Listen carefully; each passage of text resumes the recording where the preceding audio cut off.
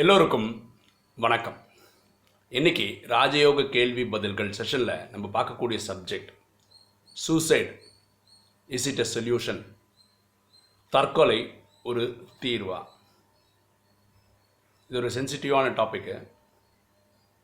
ஒரு பிரதர், நான் போன வாரம் ஒரு 10 நாள் வெளியூரில் இருந்தேன் இல்லையா, கேரளா கர்நாடகா போய் அந்த டைமில் ஒரு மெசேஜ் அனுப்பிச்சிருந்தார். பயங்கர கடன் தொல்லையில் இருக்கிறதாகவும் தற்கொலை எண்ணங்கள் அதிகமாக வர்றதாகவும் என்கிட்ட பேசணுன்னு ஆசைப்பட்டதாகவும் மெசேஜ் அனுப்பிச்சிருந்தார் வாட்ஸ்அப்பில். அன்ஃபார்ச்சுனேட்டாக என்னால் பேச முடியல. போன வாரம் ஒரு தற்கொலை முயற்சியே பண்ணியிருக்காரு. நேற்று தான் அவர்கிட்ட பேச முடிஞ்சது. நான் தற்கொலை பண்ணலை. இப்போது இந்த வீடியோ மூலம் சொல்ல வருது என்னென்னா, தற்கொலை ஒரு சொல்யூஷனே கிடையாது. ஃபர்ஸ்ட் ஆஃப் ஆல் என்னோட அனுபவம்லாம் சொல்லிடுறேன். பரமாத்மா என்ன சொல்கிறார் இதெல்லாம் சேர்த்து சொல்லிடுறேன். நானும் ஏற்கனவே நேற்று வெளியில் சொல்லியிருக்கேன். அதாவது 60 லட்ச ரூபா ஒரு நாளே விட்டேன். எல்லாருக்கும் தோன்ற ஃபஸ்ட்டு சொல்யூஷன் இதுதாங்க, தற்கொலை பண்ணிக்கலான்னு தாங்க. எனக்கும் அதுதான் தோணிச்சு. உலகத்தில் எல்லாருக்குமே 800 கோடி பேருக்குமே இந்த எண்ணம் வந்திருக்கும். எப்பாவது ஒரு காலகட்டத்தில் அவங்க வாழ்க்கையில் தற்கொலை பண்ணிக்கலாம் அப்படின்னு ஒரு எண்ணம் வந்து போகுது. ஆனால் முயற்சியாக நிறைய பேர் பண்ணுறதில்ல, ஆனால் வந்து போகுது. அப்போ நானும் அதுதான் முடிவு பண்ணேன். அன்றைக்கி ஒரு நாள் ராத்திரி ஒரு 10:30 மணிக்கு இருக்கும். டிவி சேனல்லாம் மாற்றிக்கிட்டே இருக்கேன். கண்ணில் தனியாக கொட்டுது. ஏன்னா அவ்வளோ துக்கம். அப்போ தான் ஏதோ ஒரு சேனலில் சிஸ்டர் ஷிவானி அவங்க பேசுகிற ஒரு வீடியோ ஒன்று ஓடிட்டு இருந்தது. அப்போ பிரிட்டிஷ் ஃபாரினர்ஸ் வந்து சில கேள்வி பதில்கள் கேட்குறாங்க. அந்த நிகழ்ச்சியை பார்த்தேன். அப்போ வந்து பிரச்சனைகளை எப்படி தாங்கிறதுன்றது தான் சப்ஜெக்ட். ரொம்ப நல்லா பேசியிருந்தாங்க. அப்போ கீழே வந்து ஸ்க்ராலிங்கில் brahmakumaris.orgன்னு ஒன்று வெப்சைட்டில் ஓடினே இருந்தது. அதை பார்த்தேன். நம்ம சென்டர் எங்கேன்னு கண்டுபிடிச்சேன். அண்ணா நகர்னு தெரிஞ்சுக்கிட்டேன், தமிழ்நாடோட ஹெட் குவார்ட்டர்ஸு. உடனே 7 நாள் கோர்ஸுக்கு போனேன். அப்படி தான் உள்ளே வந்தேன். என்னுடைய எண்ணம் என்னென்னா, இங்கே பரமாத்மா கிட்ட வந்தால் ஒரு 6 மாதத்தில் எல்லா பிரச்சனையும் சால்வ் ஆகிடும். இது என்னோட எண்ணம். ஆனால் அப்படி நடக்கலை. அப்போது நிறைய நண்பர்கள் கிடைச்சாங்க. இங்கே பிரம்மகுமாரியில் பெரிய அட்வான்டேஜ் என்னென்னா, உங்களுக்கு நிறைய சகோதரர்கள் நிறைய சகோதரிகள் கிடைப்பாங்க. எல்லாம் ஆத்மார்த்தமானவர்கள் கிடைப்பாங்க. எனக்கு இந்த கடன் அடையாததுனாலேயே பயங்கர துக்கம். நம்ம வீட்டுக்கு வாசலில் வந்து யாராவது வந்து நிற்கிறாங்க இல்லையா, பணம் கேட்டு. அது மாதிரி யாரும் இருந்ததே இல்லை ஒரு காலத்தில். திடீர்னு பேங்க்காரங்களாம் வந்து நிற்கும்போது ரொம்ப கஷ்டமாக இருந்தது.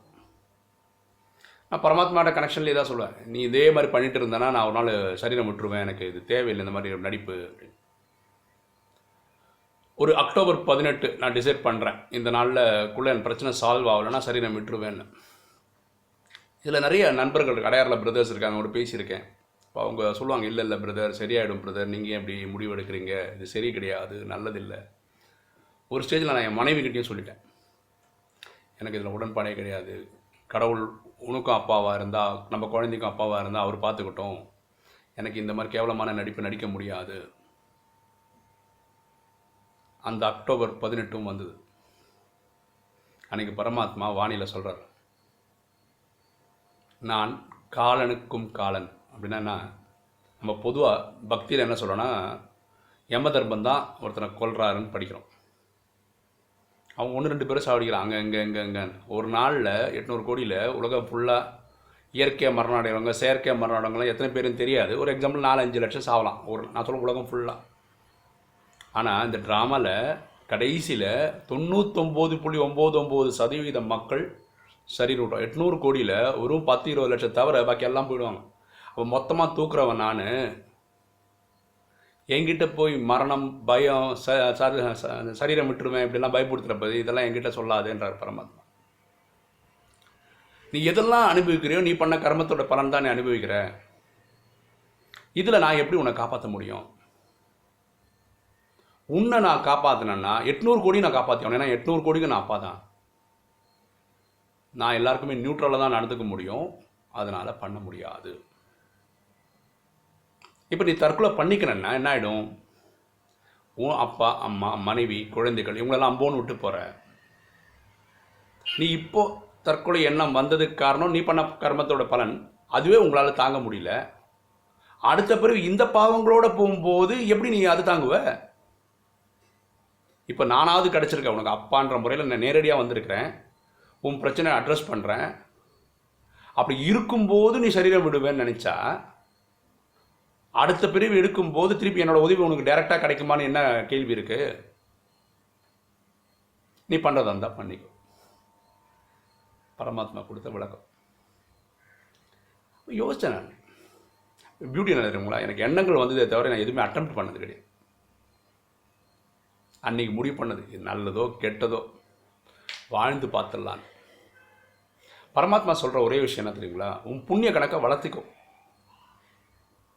நிறைய புண்ணிய காரியங்கள் பண்ணுங்க, உன் பாவத்தை மனாபவலை போட்டு எரிச்சிருன்றார். தன்னை ஆத்மானு புரிஞ்சு பரமாத்மாவை என்னை நினைவு செய்து பாவத்தை அழிச்சிடனர். இதுதான் சொல்யூஷன்றார். இது எவ்வளோக்கு எவ்வளோ சீக்கிரம் பண்ணுறியோ அவ்வளோக்கு அவ்வளோ சீக்கிரம் உன் பிரச்சனைகள் தீர்வாகும் அப்படின்றார். பரமாத்மா சொல்கிறாரு, என்னுடைய அன்பு நீ ஒரு ஸ்டெப்பு வை, நான் 1000 ஸ்டெப்பு வச்சு வரேன்றார். எப்பவுமே நினச்சிக்கோ, உன் பிரச்சனையோட நான் பெரியவன் நினச்சிக்கோன்றார். இதெல்லாம் தாங்க நம்ம மறந்துடுது. புரியுதுங்களா? எப்போவுமே தற்கொலை ஒரு சொல்யூஷன் கிடையாதுங்க. இதை ஒவ்வொருத்தரும் புரிஞ்சுக்க முயற்சி பண்ணணும். ஏன் இந்த எண்ணம் வருதுன்னா, மனசு எண்ணம் உருவாக்குது, 32 எண்ணங்கள் உருவாக்குது. ஒரு பிரச்சனையில் மாட்டிக்கணும். ஃபார் எக்ஸாம்பிள், ஒருத்தர் சம்பாத்தியமே ஒரு 10,000 தான் வச்சுக்கோங்களேன், ஒருவேளை 5 லட்ச ரூபா கடன் இருக்குன்னு வச்சுக்கோங்களேன், அந்த இப்போ வீட்டு தேவையே ஒரு 15,000 ரூபா தேவைன்னு வச்சுக்கோங்களேன், வர்ற பைசாவே ஒரு 5,000 ரூபா ஷார்ட்டு. இவர் எப்படி ஒரு பெரிய கடன் அடைப்பார்? எப்போ அடைப்பார்? வெறும் இன்ட்ரெஸ்ட் மட்டுமே கட்டியிருந்தால் எப்போ முடிப்பார்? நீங்கள் முடிவு பண்ண வேண்டியது, கடன் வாங்குவங்கிட்ட சொல்லுங்கள், இனிமேல் இன்ட்ரெஸ்ட் நான் தரமாட்டேன், அசல் தரேன், வரும்போது தரேன், கம்மியாக தரேன். இப்போ 10,000 வச்சு ஒன்றுமே பண்ண முடியாது. 20,000 30,000 ரூபா சம்பளம் வாங்குறதுக்கு உங்கள் திறமையை வளர்த்துக்கங்க. புரியுதுங்களா? பயந்தா வாழ முடியாதுங்க. நேரடியாக உழைக்கவும் அதுக்காக எஸ்கேப் பண்ணுறதுக்கு வழியை பார்க்காதீங்க. அதை கொடுக்குறவனுக்கு கொடுக்காம ஏமாத்துகிற வேலையெல்லாம் நினைக்காதீங்க. அது நடக்கவே நடக்காது. கர்ம கணக்கு கூடியும் தான் போகுது, குறையவே குறையாது. வாங்கியிருக்கோம், கொடுத்தாகணும். நேர்மையாக இருங்க. எல்லார்கிட்டையும் உண்மையே பேசுங்க. இன்றைக்கி பைசா தர முடியாதுன்னா தர முடியாதுன்னு சொல்லுங்கள். என்கிட்ட இல்லை, தர முடியாது, எனக்கு எப்போ வரும் தெரியாது, வரும்போது தருவேன்னு சொல்லுங்கள். வரும்போது கொடுங்க. இதுதான் நேர்மையான வழியாக இருக்க முடியும். இப்போ எனக்கு ஒரு அனுபவம் சொல்கிறேன் பாருங்களேன். எனக்கு இந்த பேங்க்காரங்க வரும்போது என்ன பண்ணுறதுனே தெரியாது. ஒரு வாட்டி நான் மொட்டை மாடியில் இருக்கேன், கீழே எட்டி பார்க்குறேன், யாரோ ஒருத்தவங்க வந்து எங்கள் வீட்டு மாடி பார்க்குறாங்க. அப்படின்னா பேங்க்லேருந்து வந்திருக்காங்கன்னு அர்த்தம். வந்ததில் ஒருத்தர் பெரியவர், ஒருத்தன் வந்து அச்சான பாகவான உடம்பு, ஒரு 6 அடி 7 அடி அடியாள் மாதிரி இருக்கான். மனசு ரொம்ப கஷ்டமாக இந்த பரமாத்மா கனெக்ட் பண்ணுறேன். என்னப்பா பண்ணுறது, இவங்களுக்கு என்ன பதில் சொல்கிறது? நான் திடீர்னு எங்கள் வீடு கதவு தட்டுறது கேட்குது, உள்ளே போகிறது கேட்குது, எங்கள் அப்பாட்ட ஏதோ பேசுகிறது கேட்குது. அவரும் என்ன சொல்லுவார் என்னை பற்றி அப்படின்னு நினச்சிட்டு இருந்தேன். திடீர்னு கொஞ்ச நேரத்துக்கு அப்புறம் மேலே மாடியில் வராங்க, நான் இருக்கிற இடத்துக்கே வராங்க. வந்தோடனே ஒரு பெரியவராக இருக்கார்ல, அவர் என்ன வந்து, தம்பி நீ எப்பா கவலைப்படுற, எல்லாம் சரியாயிடும்ப்பா, இந்த ஃபைல் நானே வச்சுக்கிறேன்ப்பா. அவங்க பொது ஒரு ஃபைல் ஒரு மாதத்துக்கு தான் வச்சுப்பாங்க, நான் 6 மாதம் நானே வச்சுக்கிறேன், நீ கடனை பற்றிலாம் கவலைப்படாத, நீ உழைக்கிறதுக்கு வழியப்பார், சம்பாதிக்கிறதுக்கு வழியப்பார், குடும்பத்தை பார்க்கறது வழியப்பார், அதுக்கப்புறம் பேங்க்குக்கெல்லாம் கட்டலாம், நீ வருத்தப்பட்டுலாம் இருக்காதுன்றார். டைரெக்டாக ஃபஸ்ட்டு வார்த்தையை தான் சொல்கிறார். இப்போ எப்படி இப்படி சொல்கிறாரு? நான் கேட்டேன், நீங்கள் யார் எப்படின்னு கேட்டேன். அவர், எங்கள் அப்பா பிஜேபியில் மாநில பொறுப்பில் இருக்கார், அவர் அதே இதில் இயக்கத்தில் சேர்ந்தவர். எங்கள் அப்பாவை பார்த்தாரு, தலைவர்ன்றதை காலில் ஊது சாஷ்டாங்கமாக நமஸ்காரம் பண்ணுறார். உங்கள் பையனுக்கு தான் இந்த பிரச்சனையா, நான் பார்த்துக்கிறேங்க அப்படின்ட்டு போகிறார். பரமாத்மா மேஜிக்காக பண்ணுறாருங்க. அதாவது நம்ம பிரச்சனைகள் இருக்கும்போது நம்மளை ஷோல்டரில் போட்டு ஒரு அப்பா எப்படி தாங்குறாரோ அப்படி நம்மளை தாங்குறார். எனக்கு இப்போது உலகம் ஃபுல்லாக சகோதரர்கள் இருக்காங்க, உலகம் ஃபுல்லாக சகோதரிகள் இருக்காங்க. நான் எப்படி அனாதையாக முடியும்? கொஞ்சம் யோசிச்சு பாருங்க. அதனால் யாரெல்லாம் இந்த கஷ்டத்தில் இருக்கீங்களோ, யாரெல்லாம் இந்த வீடியோ கேட்குறீங்களோ, உங்களுக்கு பரமாத்மாவோட டைரக்ட் கனெக்ஷன் கிடைக்கக்கூடிய கிளாஸஸ்க்கு தான் வந்திருக்கீங்க ராஜயோகத்தில். இனிமேல் நீங்கள் தனி ஆள் கிடையாது. உங்கள் பிரச்சனைலாம் எடுத்து நடத்தக்கூடிய ஒரு அப்பா கிடச்சிருக்காரு, அப்படி நீங்கள் சந்தோஷப்படுங்க. வேறு சம்பவம் சொல்கிறேன் பாருங்களேன். நம்ம ஒரு பிகே பிரதர் இருக்கார், அவருடைய சொந்த மாமாவோட சம்பவம். அவர் யார்கிட்ட கடன் வாங்கியிருக்காரு, அந்த காசை அவர் தர முடியல. கடன் கொடுத்தவர் நேராக வீட்டுக்கே வரார். இவருடைய மனைவி குழந்தைகள் வீட்டில் இருக்கும்போது சொல்கிறார், நாளை காலம்புற 8 மணிக்கு வருவேன், அந்த டைமில் காசை டேபிளில் வைக்கிறேன், இல்லைனா வெட்டி போட்டு போயிடுவேன்றார். அந்த மனைவிக்கு எப்படி இருந்திருக்கும், அந்த குழந்தைங்களுக்கு எப்படி இருக்கும். அந்த இவர் என்ன தெரியுமா சொல்கிறார் ஒய்ஃப்கிட்ட, சாப்பாடு போடுறி சாப்பிட்ணுன்றார். ஒய்ஃப் சாப்பாடு வைக்கிறாங்க, இவர் எப்படி சாப்பிட்றாரு. ஒய்ஃப் சொல்கிறேன், எப்படிங்க உங்களால் சாப்பிட முடியுது இப்படிலாம் சொல்லிட்டு போகிறேன். நீ அதெல்லாம் கவலைப்படுற, எல்லாம் பார்த்துக்கலாம், நாளைக்கு தானே சொல்லியிருக்கான், இன்றைக்கி உயிர் வாழலாம்ல, ஜாலியாக இருக்கலாம். அடுத்த நாள் கிளம்புற 8 மணி ஆகுது. இவரே ஃபோன் பண்ணுறார் அவருக்கு, ஜபர்ப்பா நான் வெளியே போகலான் இருக்கேன், நீ 8 மணிக்கு என்னை கொண்டுடான்னு சொன்னால் வந்து கொண்டுட்டு போகிறதா கொண்டுட்டு போயிடு, நான் வெயிட் பண்ணுறேன், இல்லைனா எனக்கு வேலை இருக்குது. உடனே அவர் சொல்கிறார், சாரிண்ணா நான் நேற்று டென்ஷனில் பேசிட்டேன், அப்படி என்ன பேசியிருக்கக்கூடாது. பாருங்களேன், பணம் கொடுத்தவனுக்கும் நம்ம பணம் தாங்க தேவை. நம்ம இறந்து டெட் பாடியாக வரணும்லாம் அவங்களும் ஆசைப்படலைங்க. அவங்களும் அது ஒரு தொழிலாக பண்ணுறாங்க. புரியுதுங்களா?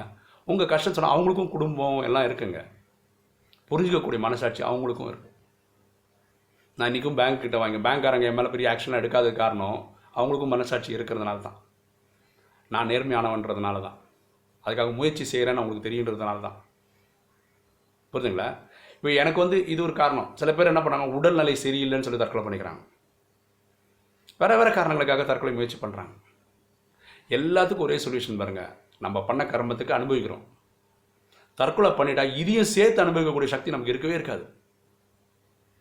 நீங்கள் பரமாத்மா நினைவில் இருந்த ஆத்மாவுக்கு அந்த அளவுக்கு சக்தி கிடைக்கும், எல்லா பிரச்சனையும் சால்வ் பண்ண முடிகிற சக்தி கிடைக்கும். அதனால் நீங்கள் தயவு செய்து நீங்கள் இந்த தற்கொலை முயற்சி எண்ணங்கள் வரும்போது இந்த மாதிரி சென்டரோட அசோசியேட் ஆகிடுங்க. நிறைய சகோதரர்கள் சகோதரிகள் கிடைப்பாங்க, பரமாத்மாவோட வாணி கிடைக்கும், யோகா பண்ணுங்கள், நீங்கள் எழுந்து வந்துடுவீங்க. ரெண்டாவது பாருங்களேன், எனக்கு 38 வயசில் தான் இது நடந்தது, 60 லட்ச ரூபா. எனக்கு தெரிஞ்ச ஒரு தம்பி 25 வயசு, அவனுக்கு 2 கோடி ரூபா பிரச்சனை. ஆனால் அவனை அட்மையர் பண்ணுறேன், இவன் எப்படி எழுந்து வரான். அப்படி பாருங்கள், உங்களோட வாழ்க்கையில் வேறு யாரெல்லாம் எப்படியெல்லாம் இந்த பிரச்சனை வெளியே வெளியே வராங்கன்னு எழுந்து பாருங்கள். அதுலேருந்து ஒரு பாடம் கற்றுக்காங்க. இனி ஒரு வாட்டி கடன் வாங்காமல் வாழறதுக்கு முயற்சி பண்ணுங்க. புரியுதுங்களா? ஸோ சூசைட், தற்கொலை ஒரு தீர்வே ஆகாது. உங்களுக்கு கடவுள் புண்ணியத்தில் கடவுளே கிடச்சிருக்கிறாரு, அவரை பயன்படுத்தி இந்த பிரச்சனையை சாதாரணமாக தாண்டி வரலாம். நான் எப்படி வாழ்ந்துட்டு இருக்கணும் அதே மாதிரி நீங்களும் வாழலாம். உங்களாலையும் எல்லா கடனையும் தீர்க்க முடியும்.